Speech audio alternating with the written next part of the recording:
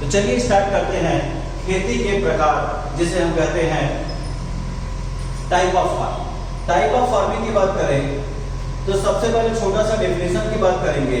तो जब किसी भी भूमि का अध्ययन भूमि उपयोगिता के आधार पर किया जाता है, तो जब किसी भी प्रक्षेत्र का अध्ययन उसके उपयोगिता यूटिलिटी के बेस पर किया जाता है, उपयोगिता के आधार पर किया जाता है, तब हम उसे कहते हैं खेती के प्रकार। क्लियर हुआ कि जब किसी भी प्रक्षेत्र का अध्ययन भूमि का अध्ययन उसके उपयोगिता के आधार पर किया जाता है, तब उसे खेती के प्रकार टाइप ऑफ फार्मिंग कहते हैं। क्लियर बच्चों? आइए देखते हैं डिफरेंट टाइप। आपको बोर्ड पे दिखाई दे रहा होगा। फर्स्ट पॉइंट, विशिष्ट खेती। क्या?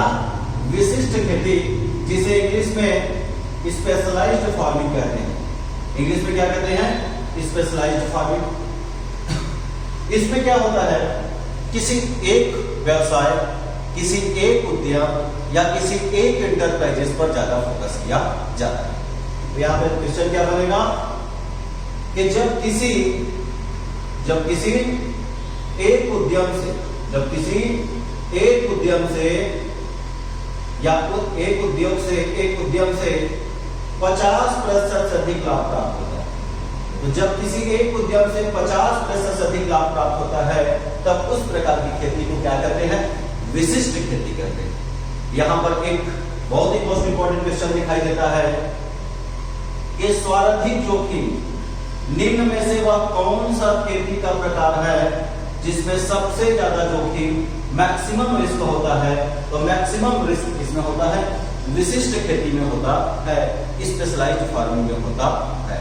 क्लियर? दो ही क्वेश्चन दिखाई देगा बेटा। एक डायरेक्ट डेफिनेशन से बनेगा कि जब किसी भी उद्योग से 50% से अधिक लाभ प्राप्त होता है, तब उस प्रकार की खेती को विशिष्ट खेती कहते हैं। निम्न में से वह कौन सा खेती का प्रकार है जिसमें सर्वाधिक जोखिम होता है, मैक्सिमम रिस्क होता है? तो सबसे ज्यादा जोखिम होता है किसमें? विशिष्ट खेती में। क्लियर? आइए नेक्स्ट हम देखते हैं विविध खेती। विविध खेती इंग्लिश में कहते हैं डाइवर्सिफाइड फार्मिंग। क्या कहते हैं इसको? Diversified farming. तो इसमें क्या होता है? इनकम का सोर्स ज्यादा होता है।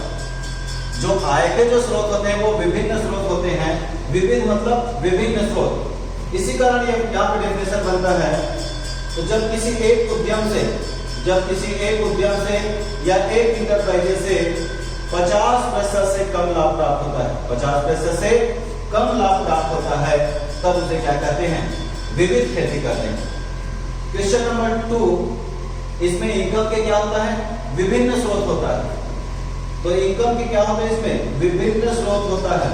तो विभिन्न स्रोत होने की वजह से इसमें जोखिम क्या होता है? कम। तो नेक्स्ट क्वेश्चन, कि खेती की इस प्रणाली में जोखिम या रिस्क कम होता है। जोखिम या रिस्क क्या होता है? कम होता है। क्लियर हुआ?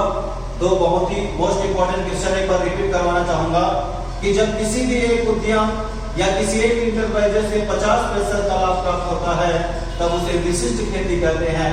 जब किसी एक उद्यम से 50% से कम लाभ प्राप्त होता है, तब उसे विविध खेती कहते हैं। क्लियर हुआ बच्चों? Okay. Then next very most important triple star लगाएंगे, मिश्रित खेती।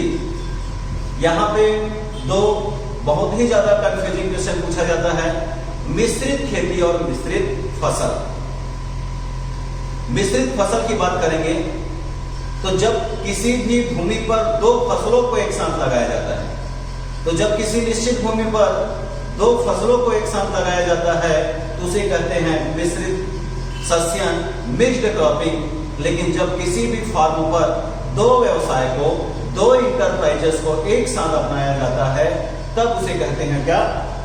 मिश्रित खेती, मिक्स्ड फार्मिंग। तो यहाँ पे बनता है कि जब किसी भी प्रक्षेत्र पर फसल उत्पादन के साथ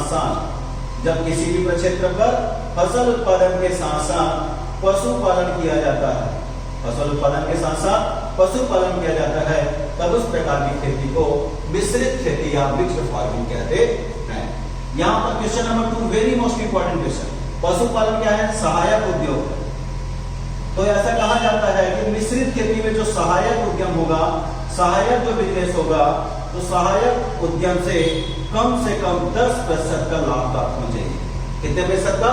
10% का लाभ प्राप्त होना चाहिए। बहुत ही मोस्ट इंपॉर्टेंट क्वेश्चन है कि मिश्रित खेती में, मिक्स्ड फार्मिंग में सहायक उद्योग से कितना प्रतिशत का लाभ प्राप्त होता है? तब आंसर करेंगे प्यारे बच्चों 10%। कितना? 10%। ओके। ड्राई फार्मिंग पीएटी 2019 में क्वेश्चन पूछा गया था बेटा, शुष्क खेती से आप क्या समझते हैं? तो यहाँ पे मैं 3 तरीके से क्वेश्चन तैयार करना चाहूंगा। बहुत ही मोस्ट है, ध्यान से सुनेंगे और अपने कॉपी में नोट करते चलेंगे। तो 3 तरीके से बेटा, एक होता है शुष्क खेती। क्या बेटा? शुष्क खेती।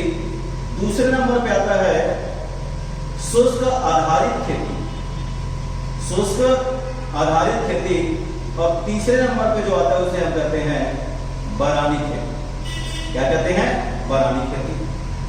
तो ऐसा कहा जाता है जिस किसी भी क्षेत्र में 500 से 750 mm तक वर्षा होती है, वह क्षेत्र जहां पे 500 से 750 mm तक वार्षिक वर्षा होती है, वहां पे जिस प्रकार की फसलों को लगाया जाता है या जिस प्रकार की खेती की जाती है उसे शुष्क खेती या ड्राई फार्मिंग कहते हैं। ओके बच्चों।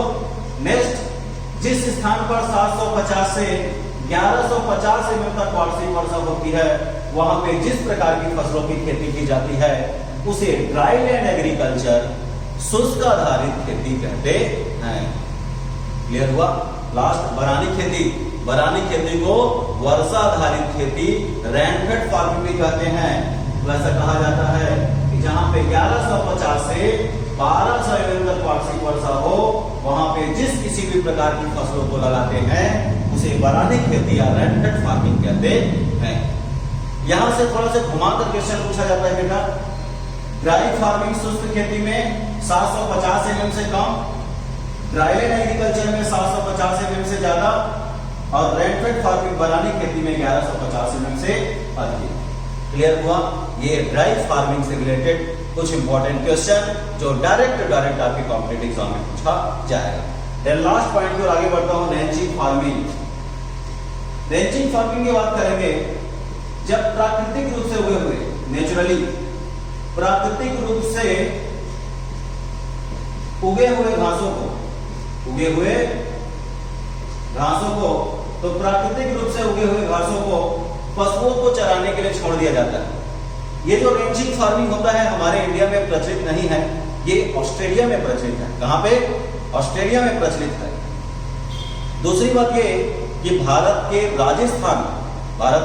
राजस्थान क्षेत्रों में रेंचिंग फार्मिंग प्रचलित है। तो यहाँ पे एक और क्वेश्चन इंपॉर्टेंट पॉइंट नोट करके लिखेंगे बेटा, ले फार्मिंग। क्या बेटा? Ley farming. जब प्राकृतिक रूप से उगे हुए घासों को, पशुओं को चराया जाता है तब उसे कहते हैं रेंचिंग फार्मिंग। लेकिन जब किसी भी चारे वाली फसल को लगाया जाता है तो चारे वाली फसलों को उगाकर पशुओं को चराया जाता है, तब उसे ले फार्मिंग कहते हैं। ओके। अब इसके बाद मैं डिस्कस करूंगा